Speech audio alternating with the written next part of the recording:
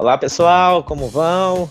Estamos começando mais um Para Onde Vamos, hoje com um tema muito importante e urgente, né? Então, para quem aí se preocupa com os rumos da economia, os rumos da economia brasileira e do mundo, né? Hoje a gente aborda um tema que é extremamente necessário, que é a economia de Francisco e Clara, né? E para isso a gente convidou uma pessoa muito especial, que faz parte do grupo brasileiro selecionado para esse debate, né, a partir dessa iniciativa oriunda aí do Papa Francisco, que é a Pamela Sobrinho. Né? A Pamela é economista também, ela é conselheira do Corecon Minas Gerais, né, que é o Conselho Regional de Economia, e, como eu disse, é uma dos selecionados, aí, dos brasileiros selecionados para participar de um encontro que foi chamado pelo Papa Francisco. Está previsto aí de acontecer em novembro, em Assis, na Itália. Vamos discutir isso também, né? Por conta da pandemia, essa data se complicou bastante. E ela vai explicar para a gente aqui o que é essa iniciativa, como que tem ocorrido, as conversas, e trazer para a gente aí os fundamentos, né, dessa proposta, desse convite do Papa Francisco para a gente discutir uma nova economia. Né? Tem até uma chamada que é muito interessante, né? Uma economia em que o mercado esteja a serviço da sociedade e não o contrário. Né? Então, já passo a palavra para você, Pamela. Muito obrigado por ter aceitado o nosso convite. Né? Estamos muito gratos aí com a sua presença. E vamos trocar essa ideia aí que vai ser bem gostoso, bem legal. É um prazer estar aqui no canal de vocês. É muito bom falar sobre um novo modelo econômico. Na verdade, falar sobre economia é sempre muito importante, né? Infelizmente, é um tema que as pessoas acham que é muito complexo, então acaba sendo deixado de lado. Eu acho que a economia deveria ser discutida, inclusive, na escola, né? As crianças, os meninos de 15, 16 anos têm que já estar falando de economia, porque economia está em tudo. E quando o Papa Francisco ele faz este chamado, na verdade, a gente tem acompanhado a trajetória do Francisco e a gente vê que é uma trajetória um tanto diferente dos outros papas, né? Talvez um pouco mais parecido com João Paulo II, preocupado com essas causas mais sociais, mas muito diferente de Bento XVI. E o Papa Francisco, anteriormente, ele escreveu um documento que se chama Laudato Si, que é tipo uma carta, um pequeno livro em que ele vai explorando a questão da religião, né, da religião católica, da cristandade, dos dogmas, dentro de uma perspectiva que não é ali a Bíblia, né, mas assim, o nosso convívio social. Então, ele fala do meio ambiente, fala do nosso lugar no mundo, o que a gente precisa estar fazendo para essa economia, para a gente estar criando um mundo para os demais, né? Posterior, que ele esteja presente no futuro. E nessa dessa escrita, depois teve a ideia de se fazer um encontro para. Na verdade, é uma ideia de unir as pessoas em temas, né? São 12 vilas, são 12 temas muito importantes para a economia. E esse tema, a ideia é você estar pensando como criar uma economia para o futuro. E aí, quando a gente traz a economia de Francisco Clara para o Brasil, a gente pensa em alguns pontos que são muito importantes. Hoje, a gente vive um momento em que o neoliberalismo ele toma conta, né, do nosso país. Nós somos governados por governos neoliberais, nós passamos por reformas neoliberais, nós perdemos direitos. Então, a gente começa perdendo direitos lá com a reforma a favor da terceirização, depois a gente perde direitos com algumas reformas da reforma trabalhista, depois a gente perde mais direito com a reforma da Previdência, aí quiseram implantar de todo jeito a carteira verde e amarela, a lei de liberdade econômica, e tudo isso a gente vai perdendo direitos. E quem ficou a pior nessa história toda somos nós, os 99% aqui brasileiros, né? Porque esses programas, eles não atingem 1%, né? Que é 1% mais rico. Se a gente for pensar, assim, em termos econômicos, agora a gente está vendo a reforma da Previdência, e o governo federal propõe taxar livros, acabar com o PIS, para aumentar o Bolsa Família, acabar com aquele abono que se concede também ao pescador. Você fica pensando assim, mas essa reforma, por que não taxar grandes fortunas? Por que o Brasil não taxa heranças? Nós temos um grupo tão seleto. Hoje, assim, se a gente for pesquisar, o grupo de herdeiros no Brasil é quase uma profissão, né? Profissão herdeiro. Porque o negócio é tão grande aqui nesse país que virou profissão já. Então, assim, quando eu vejo que, em vez de taxar grandes fortunas, em vez de eu taxar os dividendos, em vez de eu taxar os iates, os, é, os helicópteros, os jatinhos, eu estou querendo taxar livro. Eu estou querendo taxar, eu estou querendo acabar com o PIS/PASEP, que é o 14º, para quem recebe até 2 salários mínimos, né? Porque, assim, se a gente for olhar a pirâmide social brasileira, a pirâmide de salários, a gente vai ver que quase 60% da população recebe até 2 salários mínimos. Isso em questão de renda familiar, renda familiar de R$ 2.000. E aí, com a pandemia, a gente teve uma perda financeira, muitos desempregados, entre outras coisas. Então, o que a gente viu? Que a gente está a serviço do mercado, né? Dos grandes empresários, desse 1%, que é o 1% detentor ali do poder político. E teve outros 2 momentos aqui também, que são muito importantes, principalmente quando a gente vai pensar em economia de Francisco Clara para o Brasil, que é os crimes ambientais que aconteceram em Mariana e Brumadinho. Foram mais de 300 pessoas assassinadas pela Vale, pelo Lamaçal, e a gente tem que, se a gente for parar para pensar o quanto de gente que está sendo prejudicada, né, que assim, não é só aquelas pessoas que morreram ali, são as famílias dessas pessoas, são os filhos, são os vizinhos, são as pessoas que não tiveram parentes ali, que faleceram, mas elas são vizinhas de tudo aquilo que está acontecendo. Quer dizer, o impacto social, o impacto ambiental, o impacto psicológico é uma coisa que deve ser considerada. Então, a gente está num momento em que a gente precisa revisitar a nossa economia. A gente precisa revisitar também que a gente está vivendo essa crise agora do coronavírus e que, na verdade, o coronavírus foi só aquela pedra que estava ali no caminho de ladeira que a gente já estava enfrentando há muito tempo, né? Desde antes do impeachment, desde o início do segundo mandato do governo Dilma, que a gente tem enfrentado essa ladeira abaixo por conta das políticas econômicas e que não se recuperaram. Acho que a gente tem que sempre estar, nós economistas, a gente tem esse dever de estar ressaltando que não teve melhora econômica, não teve esse 1% que cresceu, não foi crescimento. Isso foi uma pequena melhora numa economia que já tinha caído 7%.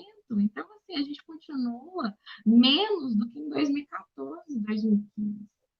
Então, a gente precisa conversar isso, porque essas falácias que são passadas aí na televisão, nos jornais, iludindo as pessoas que você precisa fazer uma reforma da Previdência, você precisa não aposentar, você precisa fazer uma reforma trabalhista para o seu país crescer, mas assim, que país que eles querem que cresça? Que país que a gente conhece que quanto mais pobres as pessoas ficam, mais tem crescimento econômico? Isso não existe nem na teoria, nem na prática. Sim. Então, quando o Papa Francisco convoca a gente, ele convoca a gente para fazer esses questionamentos. Ele chama os jovens, porque na concepção de Francisco, os jovens têm essa capacidade de mudança, têm esse fôlego de mudança, têm essa coisinha de querer abrir a mente, pensar um mundo fora da caixinha. A gente está aí desde a década de 80, né, com essa imposição neoliberal vinda dos países imperialistas, eu acho assim, que essa regionalização também da economia de Francisco, porque quando você imagina, o que é a economia que os jovens dos Estados Unidos e da Europa estão pensando? É um tipo de modelo econômico, mas quando a gente vem para a América Latina, para a África, a gente está falando de outra situação, uma situação que esses jovens, que normalmente são os grandes, são aqueles jovens promissores, por mais que eles pensem a economia de uma maneira super progressista, mas é uma visão ainda de imperialista. É uma visão de quem não entende os nossos problemas. São muitos. A gente tem problemas assim imensuráveis. Quando a gente imagina que a gente está tendo uma floresta amazônica desmatada para colocar gado lá, assim, tem um livro que da década de 80 que chama Não Verás País Nenhum. Eu recomendo todo mundo ler, porque você lê ele, o livro foi escrito em 80, mas é tão atual, né?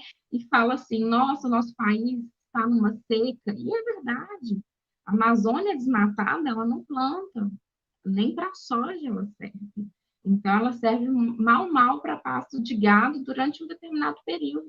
Então, quando você pensa... E o que é a economia de Francisco? Claro, é uma economia em que inclui homens, mulheres, negros, gays, indígenas, povos tradicionais, povos ribeirinhos, que observa que o trabalho do cuidado, que tem, inclusive, tem uma vila que chama Trabalho e Cuidado, que o cuidado, quer dizer, o cuidado doméstico, o cuidado com idosos, o cuidado com crianças, o cuidado, inclusive, com as professoras, que é um trabalho de cuidado, as enfermeiras. Eu estou falando no feminino porque a maioria desses profissionais são mulheres, é um trabalho pouco valorizado. Enquanto quem investe na bolsa sem gerar nenhum tipo de ganho, né? Sem gerar nenhum tipo de trabalho, o trabalho o lucro daquele lá é muito maior do que o lucro, do que o ganho de uma enfermeira, de uma médica, de uma professora, né? Então, assim, a gente precisa repensar as nossas relações com o trabalho de cuidado que a gente precisa valorizar. A gente tem uma parte de uma vila que chama Economia e Mulher, que é para discutir a nossa relação, quer dizer, se a gente fosse, se nós mulheres tivéssemos a equiparação salarial igual à masculina, a nossa economia não estaria descendo ribanceira abaixo. Entendi. Se a gente, assim, e aí aqui eu gosto de fazer um recorte de raça também, né? Uma coisa que não tem na economia de Francisco, né? Proposta, nas vilas, é o recorte de raça. Isso que eu ia te perguntar, vilas, Vem o só para recorte o de pessoal gênero, mas entender, tem... vilas seriam Tá. os espaços de alguns debates específicos que foram organizados, é isso? Isso. É porque, assim, se você for falar, pensar em economia, né? Economia é uma coisa muito ampla, né? Sim, E sim. aí, para ter direções, né, e também cada um de nós tem afinidades com determinados temas, né, dentro da própria Perfeito. economia. Então, ele dividiu em 12 temáticas, que apelidou de vila, porque no Legal. esquema que eles estão pensando no evento, é como se a gente fosse uma aldeia, várias aldeias. E essas aldeias vão se encontrar no último dia e conversar com o Francisco, contar. Então, é mais ou menos essa Sim, lógica circular aqui, né? legal. Então, eles têm a vila que vai falar de trabalho e cuidado, vai ter uma vila que vai falar sobre agricultura, vai ter uma vila que vai falar sobre CO2 e desigualdade, vai ter uma vila que vai falar sobre gestão e dom, trabalhos em transformação, né, que é inovação tecnológica, vai ter uma vila que vai falar sobre mulher. Então, assim, são 12 temas. E só que teve um pequeno problema que quando eles fizeram as vilas, né, esses 12 temas, eles não fizeram uma vila para discutir raça e economia. O que eu acho que deveria ter feito, porque hoje é gritante os problemas que a gente está tendo tanto nos Estados Unidos quanto no Brasil, né? A gente saiu um estudo recente falando que o número de assassinatos de pessoas negras aumentou no último ano, não só aqui, né, mas lá nos Estados Unidos também, e existe essa diferença. Então, quando eu vou falar, por exemplo, de diferença salarial entre homens e mulheres, eu falo que uma mulher branca recebe 30% que um homem branco, menos que um homem branco, mas que uma mulher negra pode receber até 130% menos do que um homem branco. Então, na pirâmide social, eu tenho um homem branco, eu tenho a mulher branca, eu tenho o homem negro e eu tenho a mulher negra. E quem é que, por exemplo, que sai de casa para trabalhar em casa, que cuida, que está inserido, né, nessa questão do cuidado? É a mulher negra. Quando nós, mulheres brancas, saímos para trabalhar, quem está cuidando na nossa casa? Muitas vezes a mulher negra, né? Então, eu acho que o que faltou estar discutindo na economia de Francisco era o recorte de raça. Eu acho que seria muito importante para esse circular, né? Porque tem muita diferença. Não só, porque a gente pensa assim, Brasil. Quem são os nossos Brasis, né? Tem o nosso Brasil da comunidade negra, do Brasil da comunidade indígena, que agora a gente está vendo toda essa problemática que está acontecendo por conta da pandemia do novo coronavírus, as pessoas estão afetadas, não tem hospitais perto, todos esses descasos, e a gente tem os quilombolas, as populações ribeirinhas, né? Tem muita gente aí que precisa ser contemplada. E a ideia é criar uma economia que seja inclusiva e novas metodologias de inclusão, né? Porque o que a gente teve, que a gente experimentou até hoje, não funcionou. A gente ainda continua com uma desigualdade social gigantesca, uma desigualdade de gênero gigantesca. Assim, não é a primeira vez que o mundo se une para discutir essas relações, né? A gente tem os objetivos do milênio que foram colocados, foram pactuados e, infelizmente, eles não são cumpridos. A gente sempre teve essas problemáticas todas, né? E ainda continua pelejando. Então, o Papa Francisco acredita que se os jovens tomarem a dianteira dessas temáticas, a gente pode criar um novo modelo econômico que ele seja inclusivo, né? Então, aí inclui também pensar numa economia cooperativa, uma economia solidária, novas moedas, novos estilos de banco, novos estilos, como emprestar dinheiro. Quer dizer, existe a necessidade de a gente cobrar juros tão altos, igual acontece no nosso país, né? E assim, pensando no mundo inteiro, né? Que não é um problema só nosso. Então, basicamente, é a gente encontrar e trocar experiências, porque também a gente quando a gente pensa em modelo econômico, eu acho que é outra questão bem legal, normalmente a gente importa modelos econômicos, e a gente tem que parar de importar modelos econômicos, porque não dá certo querer achar que o modelo que deu certo nos Estados Unidos, na Alemanha, na Inglaterra, vai dar certo aqui, né? Eu queria até aproveitar, então, Pamela, a gente já retoma daqui mesmo, mas eu estava lendo, né, a respeito da proposta, eu vi que ela, e você já citou algumas dos princípios que estão aí, que embasam, né, toda essa discussão, mas só para a gente, de repente, pontuar e deixar, né, para o pessoal ter a curiosidade também de buscar, que é pelo menos 3 princípios que eu vi lá que são principais, né, que você já foi pontuando aí. Primeiro, essa questão do mercado, né, da economia a serviço da sociedade, essa questão também do feminino estar caminhando ao lado do masculino, né? Então, não atrás nem à frente, mas trazendo esse protagonismo aí do feminino, né, para a economia. E a ideia de casa comum, né? Que eu acho que tem tudo a ver com isso que você está dizendo. Você citou aí a questão dos povos indígenas, né? Aqui a gente tem outras experiências de ribeirinhos, é uma experiência muito interessante no campo, né? De formas de se produzir, de organização do trabalho no campo, né? Com base familiar ou uma base camponesa, muito interessante.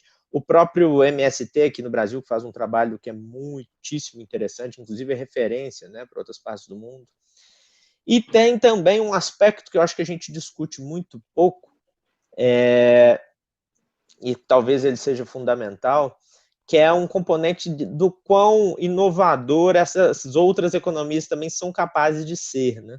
Muitas vezes a gente coloca nesse parâmetro, assim, mas a grande vantagem da forma econômica que é predominante e hegemônica hoje no nosso mundo é aquela que nos permite avanços tecnológicos e tudo mais. E quando, na verdade, a gente vai observar, muitas vezes, que há até, de certa forma, algumas apropriações, né, dessas formas outras aí de economia. Bom, eu queria que você, né, você teria a dizer a respeito desses princípios e como que você tem visto isso aí. Na verdade, eu acho que entra também muito uma questão de como que o que a gente entende por inovação e que a mudança, ela gera medo, né? Ela gera instabilidade. Então, assim, o mundo, a gente viu ao longo dos anos, né, a gente teve N problemas na economia, né, a gente teve a crise de 29 e a gente precisou repensar o modelo econômico em 29. A gente teve o problema na década de 70, a gente precisou repensar o modelo. Só que a gente sempre pensa mais do mesmo, né? A gente, quando Keynes começou a escrever a teoria dele, né, e pensar num Estado forte e tal. O Marx já tinha falado muito sobre o socialismo, sobre as crises cíclicas, só que Keynes acreditava assim, olha, a gente não vai chegar no socialismo, a gente não vai chegar no comunismo, então vamos pensar num outro método aqui? E aí ele pensou numa outra maneira que dá muito certo, né?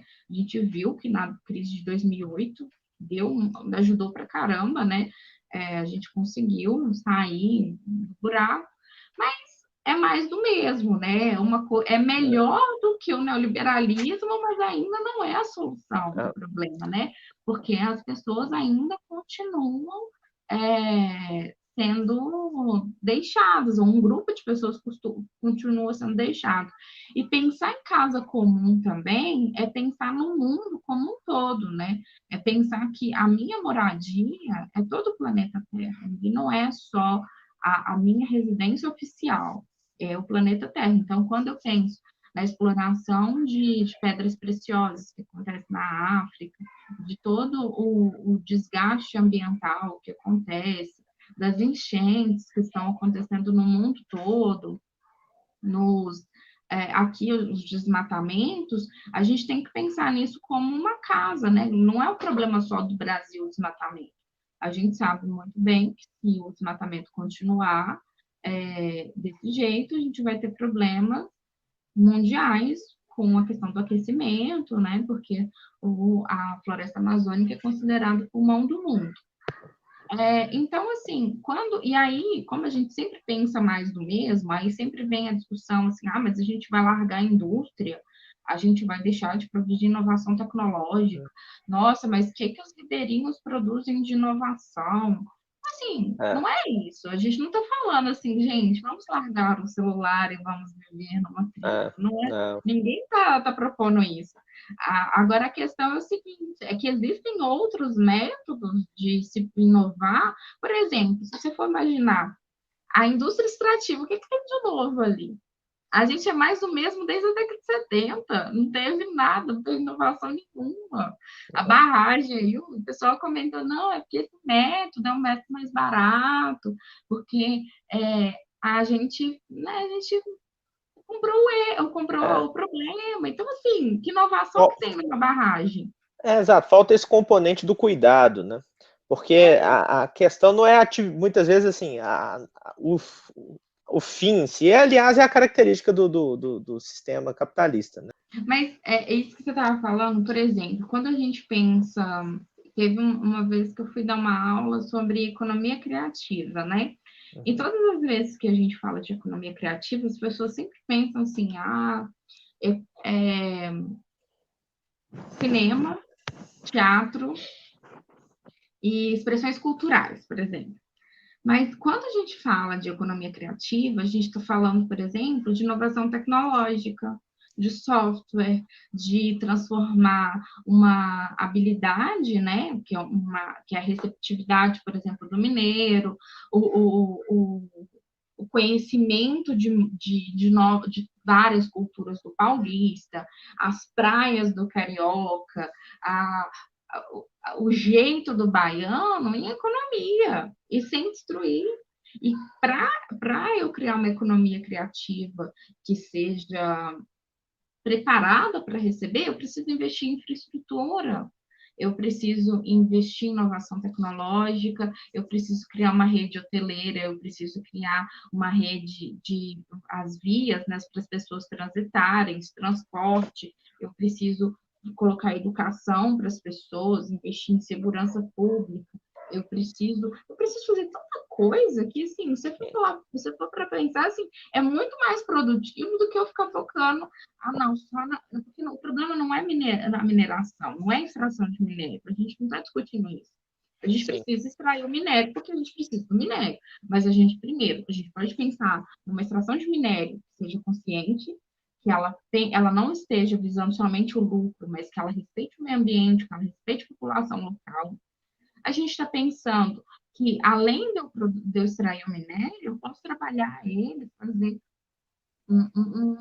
uma locomotiva. Eu não preciso vender meu minério puro e comprar uma locomotiva de fora.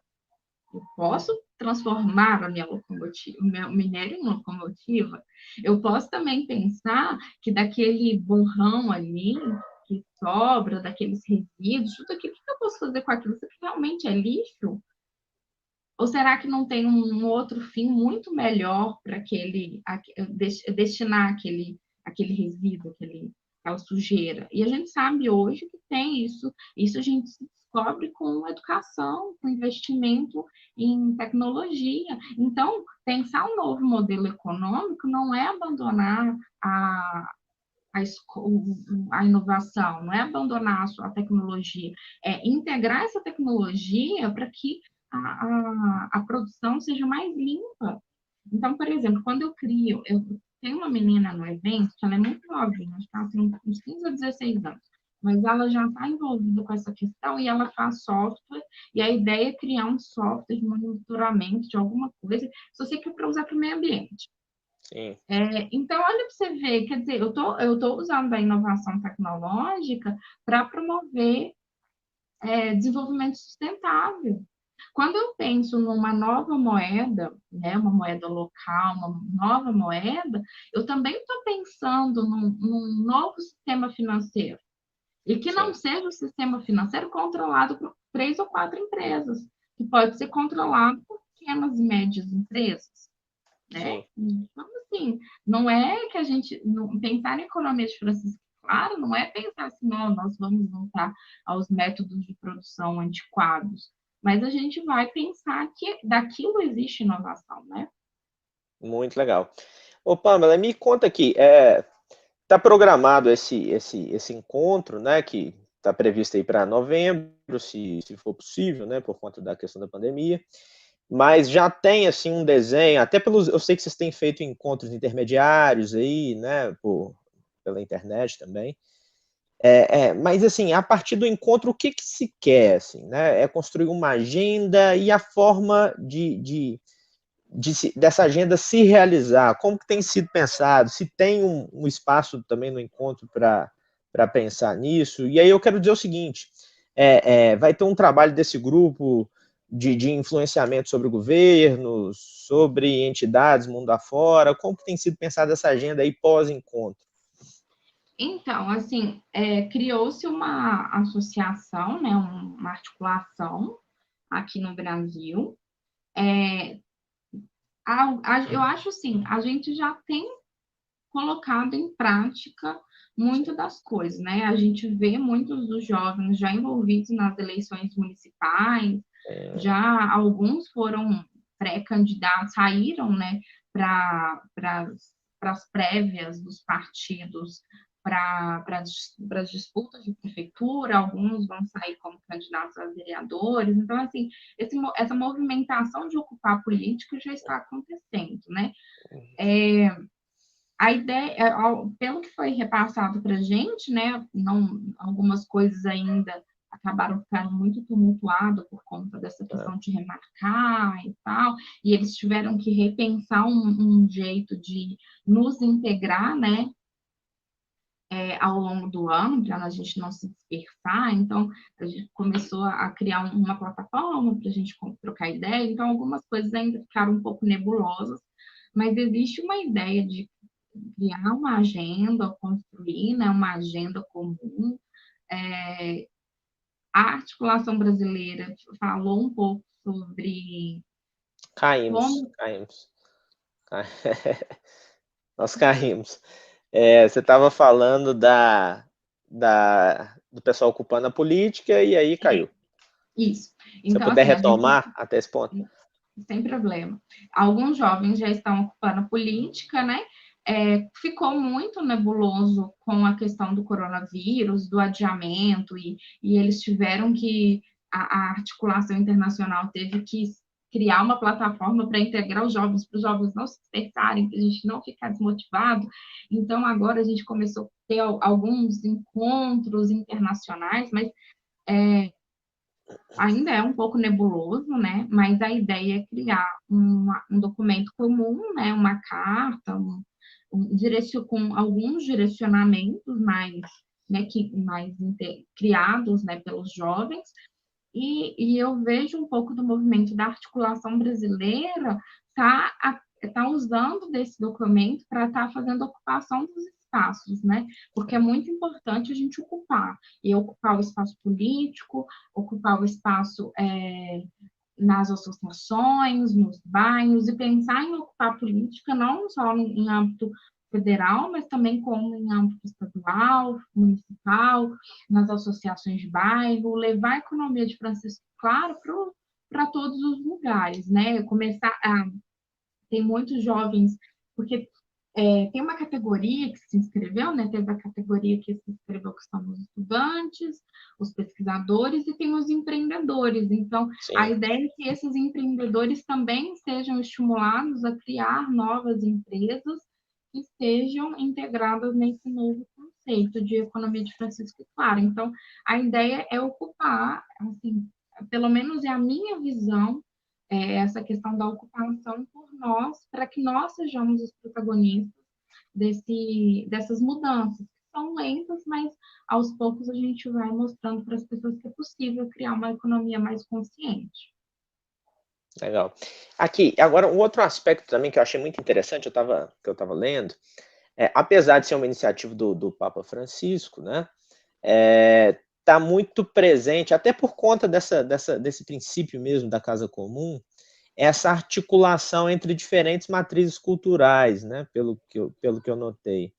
Inclusive, assim, a forma de organização econômica que já tem, assim, com base nessas outras matrizes culturais, né, formas aí milenares de organização e de propostas que, né, nessas outras matrizes aí também já traz esse sentido de cuidado, né, de cuidar da casa comum, e coisa muito interessante. E tem, assim, acho que é um tema muito interessante para você comentar, de um modo geral, mas eu queria até saber, assim, da sua experiência pessoal, assim, nessas articulações, como tem sido, você já teve a oportunidade de ter, né, nessa articulação, conversas com pessoas de outras, inclusive matrizes religiosas e tal, como que tem sido isso?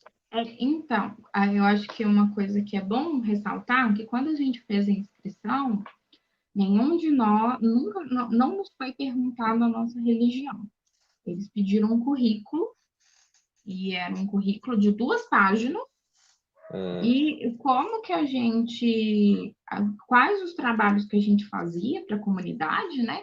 Então, por exemplo, quando eu fui inscrever, eu falei do meu trabalho com o Conselho Regional de Economia, meu trabalho social com os moradores de rua, que eu já fiz, né? Eu fiz, trabalhei com a pastoral de rua, falei sobre a minha atuação política enquanto filiada a um partido político e as manifestações, essas coisas assim. E o que eu achava que era economia de Francisco. Foi isso. Então, currículo, o que eu trabalhava, né, com o que fora, né, o meu currículo acadêmico, e o que eu achava que era economia de Francisco Clara. Foi essa seleção. Então, quando juntou todo mundo, né, todo mundo junto e misturado, tem muita gente, tem muitos católicos? Tem muitos católicos, porque tem muita gente de pastoral, da pastoral da rua, da pastoral que trabalha com o pessoal lá dos de Brumadinho, do pessoal que trabalha, né? Um monte de pastoral. Mas tem o pessoal das outras religiões, inclusive eu não sou católica, eu sou espírita, né? Então, assim, de frequentar uma fraternidade espírita e, às vezes, ir no terreiro da Umbanda. Não, eu nunca fui católica. Eu nunca fui católica.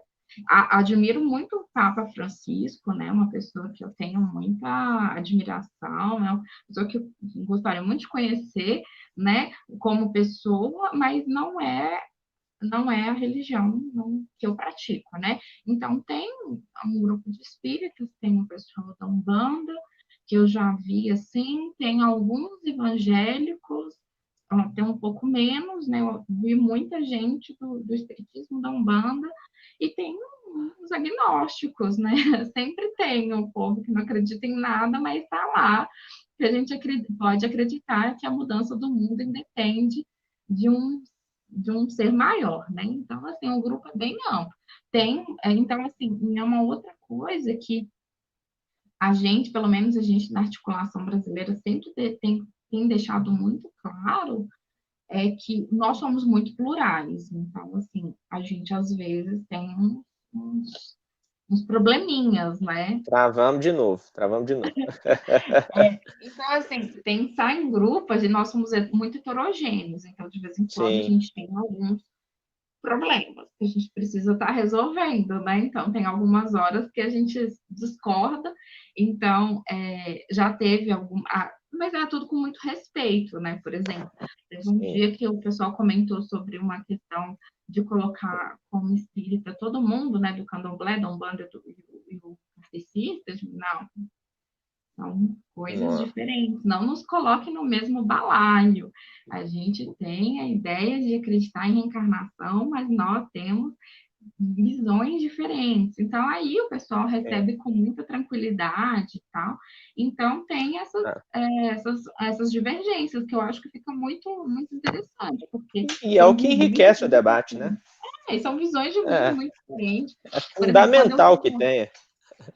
Se a gente vai discutir a questão da mulher, por exemplo, tem pensar, por exemplo, uma questão de reprodução, a gente sabe das problemáticas que a igreja tem com relação ao aborto, por exemplo. Então, eu acho que e a gente precisa discutir isso. Então, não pode estar pautado em momento nenhum também o Papa quis levar para o lado religioso, né?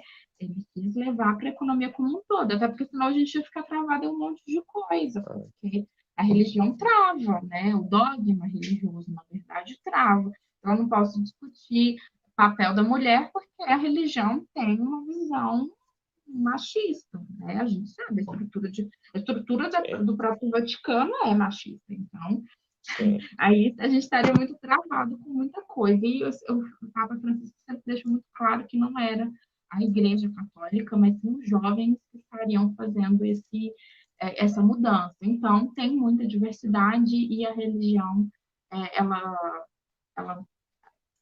é só o nome de Francisco, mas a ideia de que Francisco, é claro, e as representações simbólicas que eles têm e o que eles foram, e não propriamente a religião em si. Mas isso é muito interessante, né, Pamela? E é isso, né? Porque mudanças são processos, né? Então, um sinal desse, né, como uma iniciativa dessa aí do Papa Francisco, para um debate tão plural, democrático, né, a nível mundial, ele representa muita coisa. Então, nesses momentos aí de obscuros que a gente tem vivido, de fato, assim, se observar uma iniciativa como essa, você começa até a repensar se se toda essa obscuridade que a gente está vivendo, se não é de fato uma reação contra uma transformação que está aí, é imanente e que talvez não tenha freio, né? E que é muito, isso assim é muito interessante da gente pensar.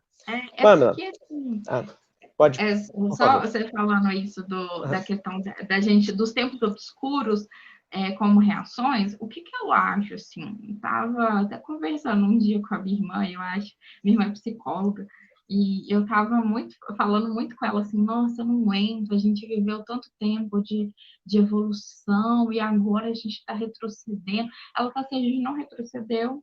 O que está acontecendo é que determinados grupos, determinadas pessoas, elas estão perdendo um poder que elas tinham e, de repente, elas querem falar. E aí, quando elas falam, elas fazem muito barulho.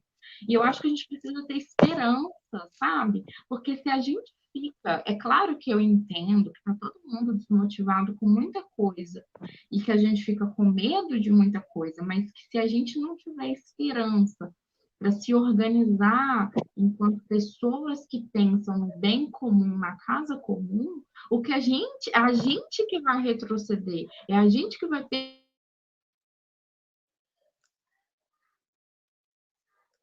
permitir que...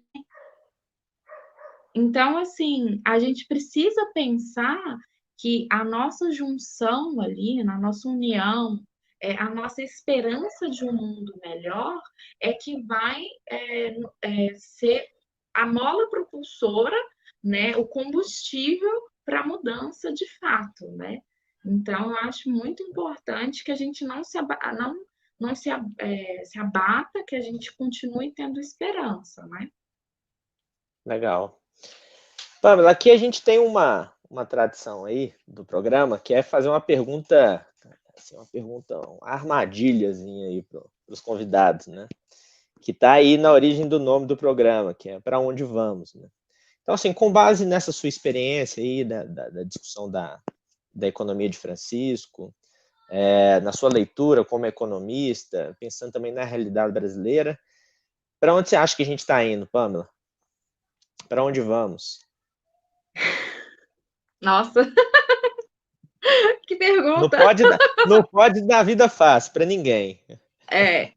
Olha, eu acho que nós estamos caminhando para um momento em que a gente vai encontrar uma estrada e ela vai ter dois caminhos. E o caminho mais interessante é o caminho mais bonito, é o caminho que vai nos levar para o buraco. E o caminho mais feio e que parece mais difícil é que vai nos levar para uma transformação. E que a gente precisa ter muita consciência na hora que a gente for olhar esses caminhos, né? A gente não nos deixar levar pelas aparências. Aqui, eu vou te pedir para repetir, por favor, porque cortou Tá. exatamente na hora, mas eu peguei Então, aqui. assim, eu acho que a gente está numa estrada e que essa estrada vai chegar lá, ela vai fazer um Vzinho.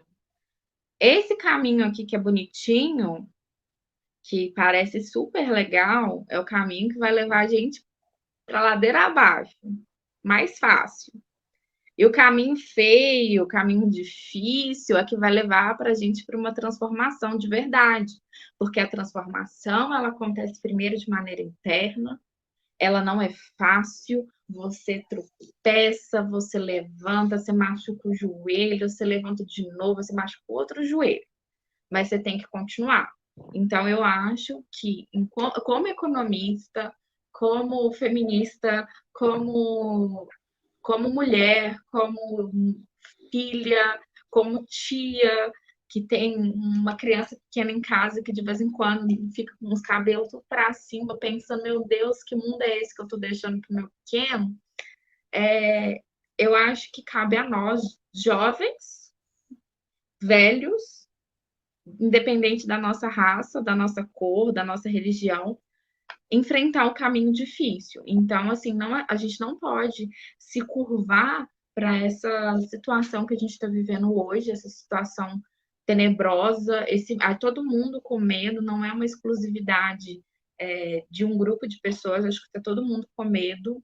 A gente precisa ter muito cautela em quem que a gente escolhe.